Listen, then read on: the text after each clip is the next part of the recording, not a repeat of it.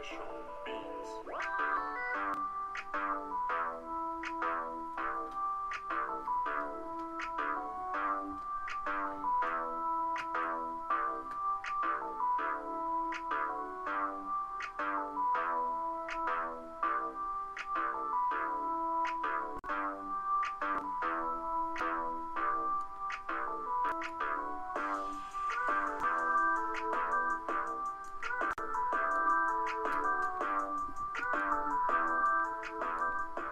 What's up, everybody? It's KBR Sports, the best sports talk show 24-hour day. Remember, you guys should follow, subscribe to the KBR Sports podcast on Apple TV, Spreaker, YouTube, iTunes, and SoundCloud.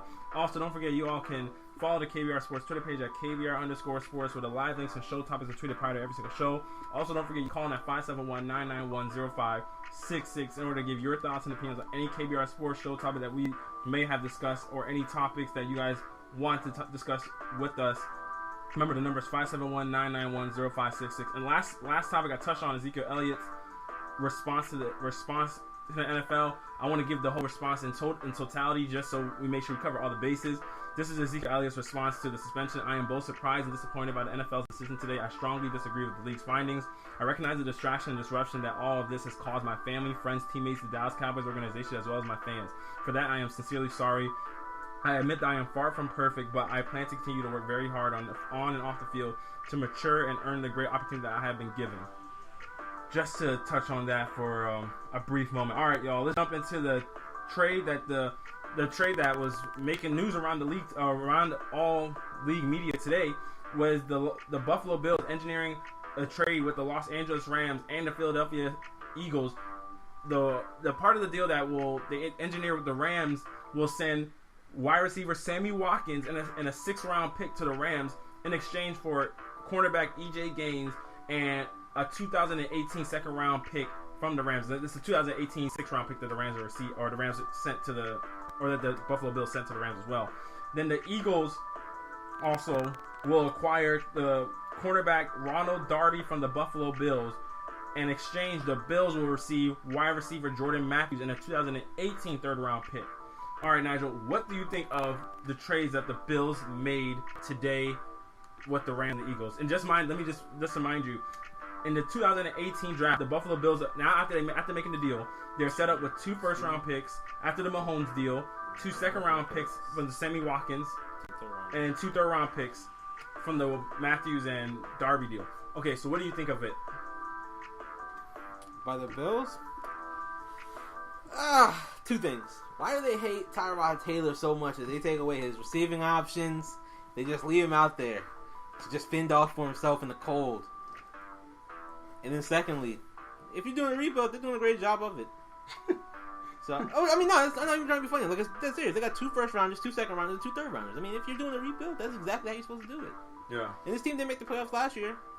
And I mean, Sammy Watkins was hurt that year and was hurt the year before that.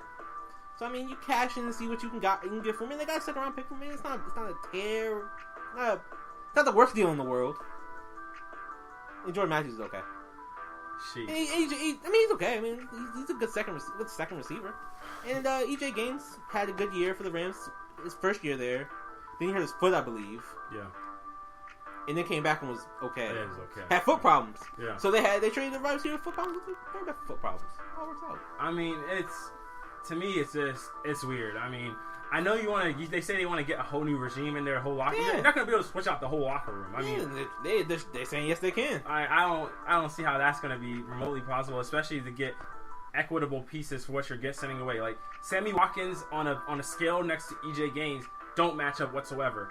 I don't know if the 2nd-round pick balances it out more, but Sammy Watkins as a player next to, aside from E.J. Gaines, they just don't. Sammy Watkins is a far better player than E.J. Gaines is as a corner. So, really? I'm not going to. Oh, I thought you said you No. Let me say he's a number 1 receiver. Yeah, and for me, it's like when you have a guy like that on your team for your quarterback to throw to, especially in a team that struggle offensively in multiple facets, aside from running the football, throwing the football, definitely not one of the the Buffalo Bills' strong suit. Like, essentially with this move, when they made this move, I was like, man, y'all just how much easier? Like the Patriots just walking through. Like Ryan Tannehill gets hurt. I mean, the Jets just getting rid of guys. Like Buffalo Bills, Sammy Watkins. I'm just like, at this point, I mean, the Bills. Oh, come on, the Bills are no competition. Anyway. I mean, just even with Sammy Watkins. Well, I mean, you don't get rid of the immediate guy that's the number one receiver on your team that giving your quarterback most of his production from. I just don't get that. You can't get production if you're hurt. The availability is the best ability. Sammy Watkins has had injury issues, and I mean that is a fair point to acknowledge. It is. But I mean, still, man, he's still such a great You got player. a second round pick for him. But that second round pick has that's the thing about draft picks. Draft picks. If my second round pick becomes Sammy Watkins, is it if my healthy Sammy Watkins? I can't guarantee that either. But that's the thing. If I was to pick, if Sammy Watkins is in the draft right now, and if I had a draft pick, would I pick him in the second round with that draft pick? Yes, I would.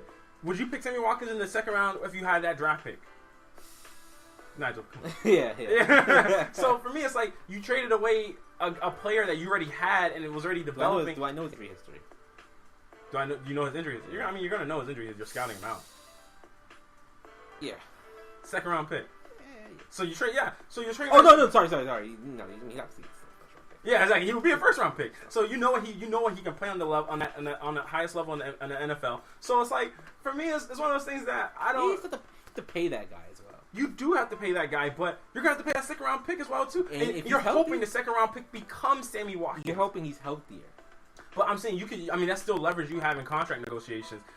He is a really good player. But if you know he has injury issues, you can leverage that in your contract disputes. So for me, it's weird. It's one of those things that you can't really.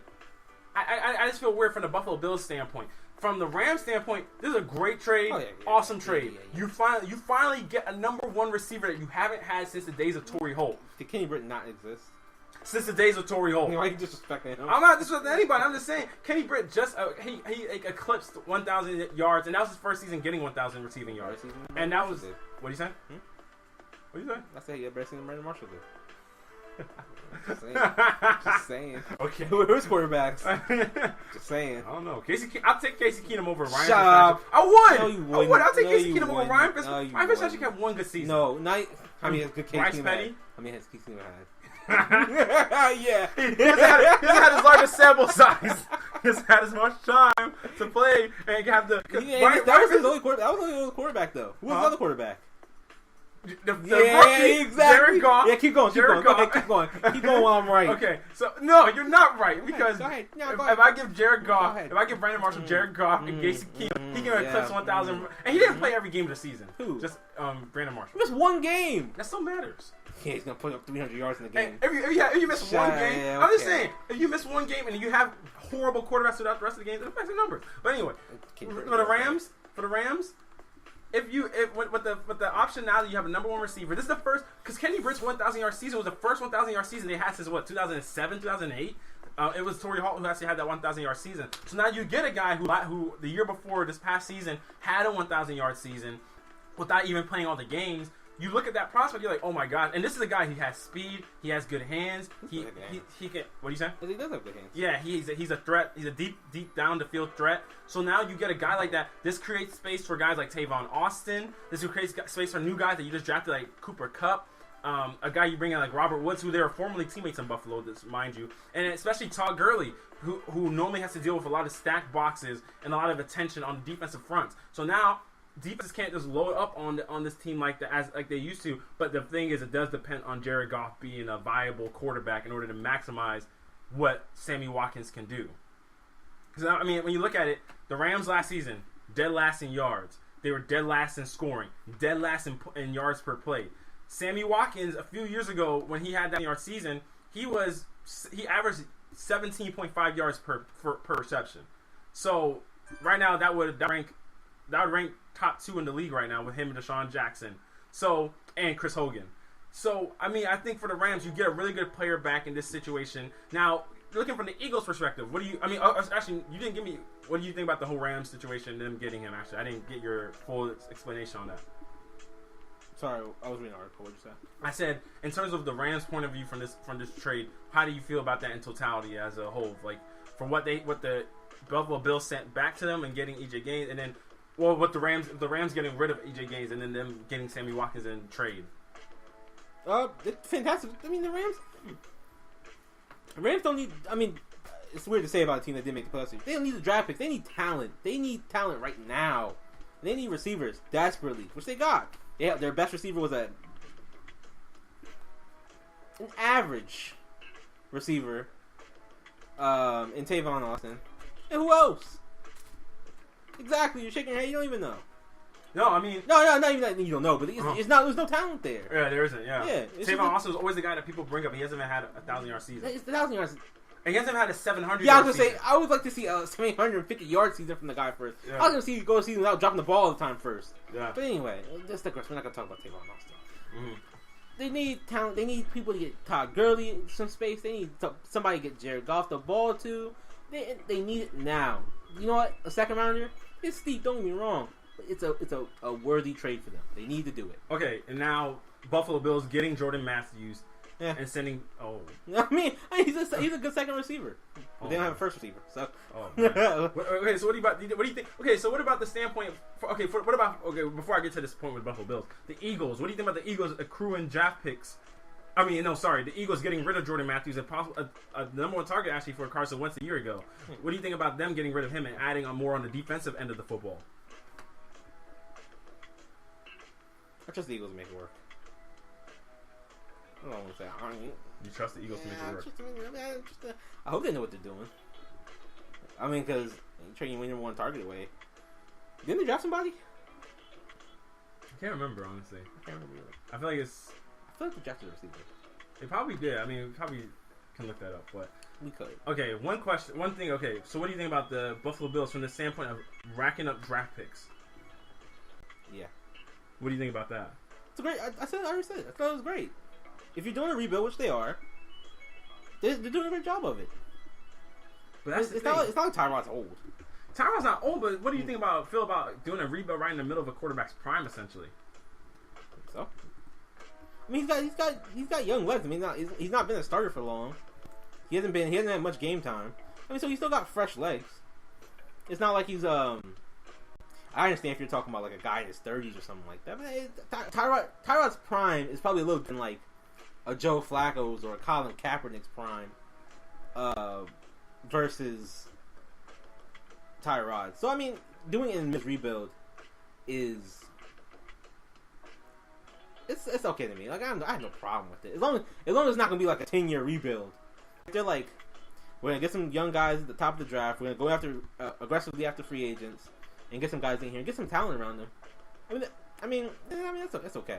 So the Eagles actually, I mean they drafted some receivers, but they drafted them like in the fourth round. No top picks. No top picks. Yeah, the top picks. They went. Hey, get your guy when you feel like you need to go. They went deep on the first few picks. No need to go high in the draft for a wide receiver. It's a deep wide receiver draft. Yeah, I mean this is one of those things that I'm just hoping that it doesn't end up biting him in the butt in terms of what Carson Wentz's production will be, especially since you're essentially like removing his number one option from him. So for me, it's kind of weird in hindsight by going that route. So I do want to see how they supplement the absence of Jordan Matthews in the future with this move. I do like that the Buffalo Bills are getting draft picks in return, but for me, I mean, if the draft picks don't pan out, Oi. They got other receivers. Nigel who?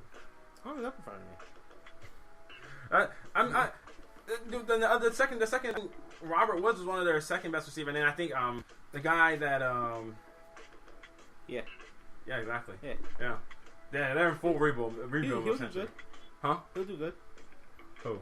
Whoever the guy you think. It was the guy that I can't remember his name. I hate when I have names on the tip of my tongue and I can't remember them whatsoever. You talking about for the Eagles? You talking about for the Bills? I feel like his face is like right in my. Like I have a picture of his face in my head, but I just can't get the name out. Like I just can't get it out. But I mean, I think from the vantage point of okay, so we're sitting here thinking the Eagles. Does this move make the Eagles worse or better? Probably worse. Well, worse short term. Does that affect any of how you see in their games against the Cowboys? No. From your early prediction? No. Not whatsoever? No. Okay. Alright, y'all. We're going to transition to our speed round back from the break. Remember, y'all, it's KBR Sports, the best sports only for our day. We're going to touch on things in the speed round, such as Kyrie Irving, And David McMahon talked about Floyd Mayweather. Things. It's KBR Sports. Don't forget, when the live about 40 to 50 seconds, refresh the page, and the live link should be back up there for you guys to tune into. It's KBR Sports, y'all.